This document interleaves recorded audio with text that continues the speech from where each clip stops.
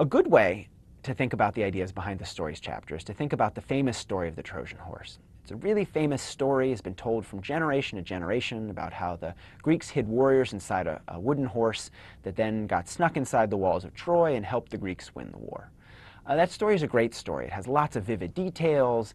Someone stole someone else's wife, famous heroes battling back and forth for decades upon decades. Great, great story.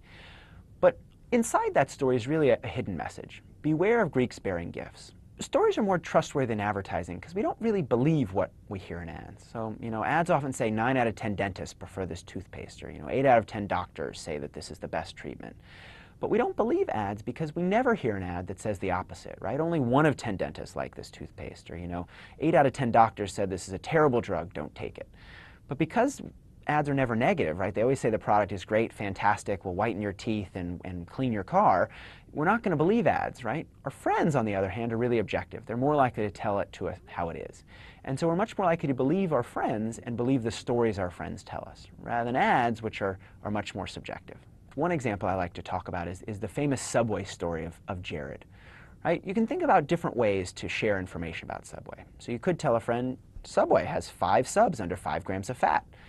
But someone wouldn't just share that information for a couple reasons. One, it would be weird to share that information out of the blue.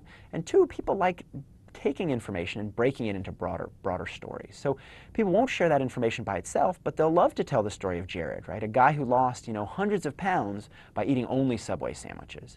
But along the way, some important information comes in that story, right? By learning that he lost all this weight eating Subway sandwiches, you learn that Subway actually has low-fat subs, right? You learn that a fast food restaurant can actually make you healthy.